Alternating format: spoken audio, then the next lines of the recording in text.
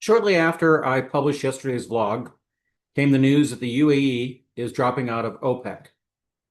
I spent the rest of my day cleaning out my apartment and Cecile's apartment because that's what I had to do. But meanwhile, I also listened to everything I could of analysis from CNBC to the BBC, and then I'd scroll and check Twitter, which was an absolute cesspool of conspiracy theories, hilarious conspiracy theories. I didn't particularly care for any of the analysis I found. So here you're getting if you consider me at all an expert, my expert take on why the UAE is pulling out. And I should note, I have not actually talked to anybody connected to the UAE government in doing this analysis. So this is purely me. Weird that I feel the need to throw that disclaimer out there, but I do. Anyhow, let me share. Sorry that you have to see my bald forehead as I go to share, but I really do not want to do this more than once. I want this to be a single take because I have a lot of work to do yet. So, welcome to the April 29th, 2026, the UAE out of OPEC edition. So, before going on to explain my theory, my case, I need to explain what is called Occam's razor. It dates back hundreds of years, and it's the concept that the explanation requiring the fewest assumptions is usually the best.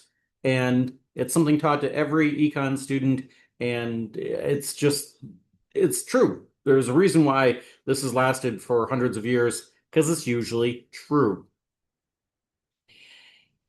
First, I need to define what a commodity is.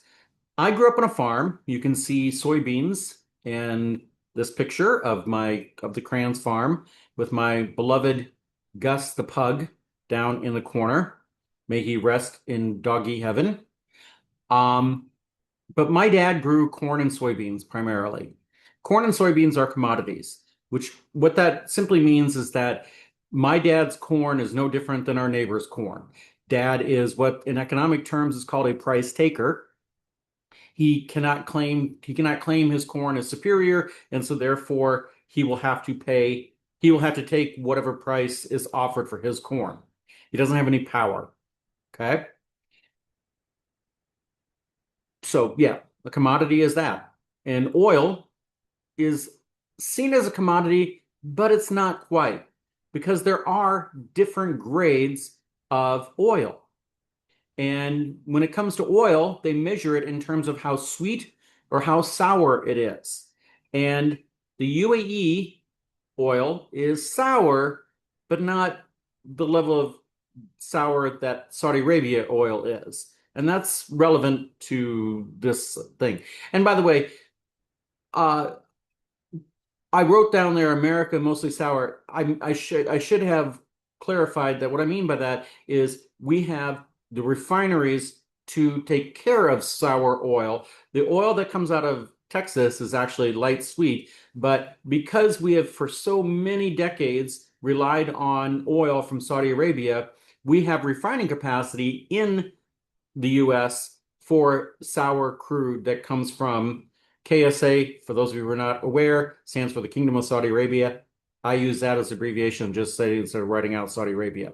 So oil is a commodity, but even within commodities, there can be grades different that make oil different than my dad's corn or soybeans. I have always been in favor of OPEC. And I'm not saying this as somebody who's living in the UAE. I said this when I was teaching political economy back in the United States. Because in the history of the world, every nation that produced commodities got screwed. Because a commodity.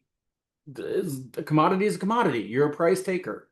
OPEC was the first time that an organization of countries that produce a commodity said, no, no, no, no, no, no. We want to have some control over the price and the sale of our product. And I admired that. I wish we farmers had the ability to do such a thing, but we don't, and that's the way it is. Now, the first explanation. And this was when I first went on Twitter after the news. Wow. What blew up immediately was this is a Mossad plot. It- Mossad being Israel's intelligence agency, and there are people who believe everything is a Mossad plot. I even have a former student who took my political economy class and received an A back in the day, who totally buys into this. And so if you follow me on Facebook, you'll occasionally see a comment from my former student Lee, and if there's someone who's going to post some batshit crazy conspiracy theory, it's Lee. I've muted him so I don't see his stuff, but he sees mine and he loves commenting all the time. So this is the one that I haven't talked to Lee, but I guarantee Lee's in on this one. He's absolutely. The other explanation that I find particularly humorous is that this is Trump's 3D chess. Everything about this has been orchestrated by the dear leader who planned all of this before going to war with Iran. If you believe this, you have drank the MAGA Kool-Aid. And all I can say is, peace be with you. A very plausible one that went around all over the place is that this is all part of the BRICS revolution. BRICS stands for Brazil, Russia, India, China, and South Africa. And the UAE does like the BRICS. The UAE has tremendous ties with India. This country, the largest population in this country is Indian. Roughly 40% of the people who live in this country are of Indian heritage. So the ties between India and the UAE are huge. And when it comes to where the UAE sells its oil, it sells its oil to Asia. So oil from this country does go, I don't know how much goes to China. The big recipient here is South Korea. That's why when the UAE when the UAE built a nuclear power plant, they rebuffed America. They didn't go with an American plan for a nuclear power plant. They went to South Korea because South Korea is the biggest buyer of UAE oil, so it makes sense that they would go to them to help build a nuclear power plant. This explanation would make sense if there had been some high-level talks between the UAE and the other BRICS countries to do this. I've not seen any credible reporting that says this actually happened. And there's no way. So, I mean, what I'm trying to say is this might be part of the answer, but this was not some high-level BRICS discussion of bringing down, I don't know what they'd be bringing down, but I don't buy that the BRICS are what caused this to happen. Um, And a caveat off of this thing is that the GCC is doomed. The GCC stands for the Gulf Cooperation Council, and it comprises of Bahrain, Saudi, Oman, Qatar, and the UAE. It's a unified political body that once thought of creating a unified currency. Think the euro for the Middle East. And I'm old enough to have been here back when they first tried to propose this, and it went down because it's a lot easier to think of creating a unified thing, but it's a lot harder to actually implement it. And the breaking point was originally the headquarters for the monetary union was going to be in Dubai. And when Saudi insisted that it be held in Riyadh instead, the UAE said, thanks, but no thanks, we're opting out. So that's like a precursor explanation for what's happening here with OPEC. The UAE doesn't like being told by its big brother, Saudi Arabia, what to do. Again, Occam's razor, keep it simple. Which brings me to the what I believe is the real reason that it is in the UAE interest to depart now. That the times have changed, the need for OPEC exists, but the decision on quotas is unfair, so why be part of an organization that treats you badly? The UAE has an oil capacity of 5 million barrels per day. It was allocated to only sell 3.2 million barrels. It asked for more, and it was granted 3.5. So just a tiny increase. The UAE is capable of producing significantly more oil per day. So why are they not allowed to produce while again Big Brother is allowed to produce more than almost three times that by their quota? So didn't seem fair. And the tell when I what made me buy into this was reading the official transcript of the official statement out of the UAE is he referred to the UAE oil as being sweeter.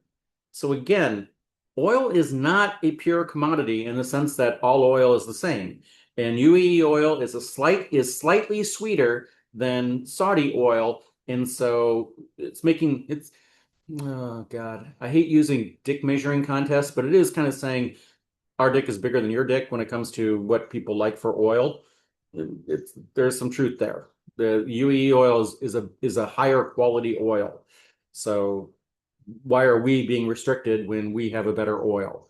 And there's one more thing that ties into this is that the UAE a couple of years ago out in the Persian Gulf or Arabian Gulf, depending on people here call it the Arabian Gulf, but let's just call it the Gulf. Out in the Gulf, there was discovered a huge natural gas field, and it's offshore. So both Qatar and the UAE claim it. It's definitely a cause for tension between the two countries. There is a lot of gas there. Eventually, it will be it's going to be mine created. I don't even know what you call for digging natural gas out, but it's going to be where that natural gas is going to come online. And so natural gas is not part of OPEC.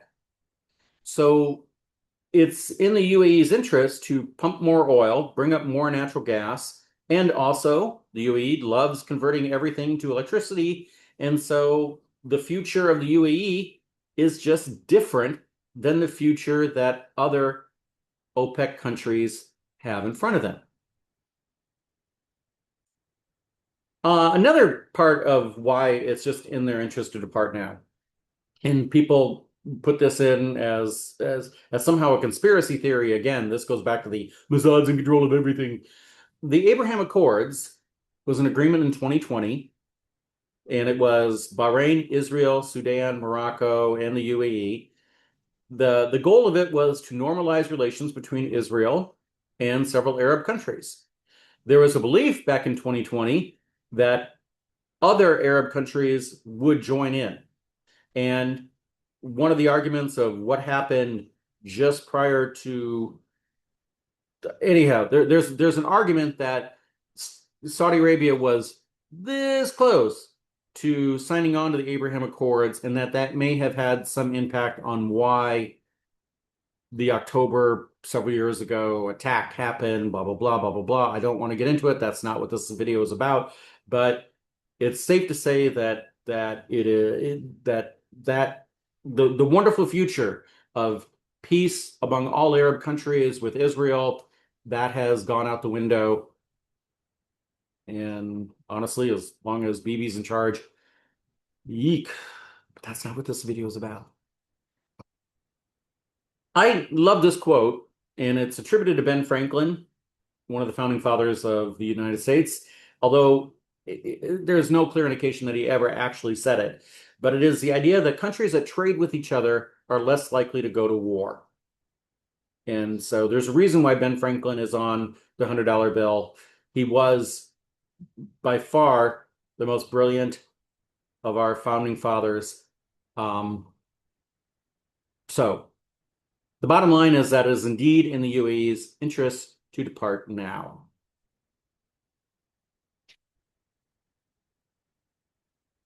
Whereas Hamilton is the cause du jour, I think is the term you use, of people who love following the founding of America.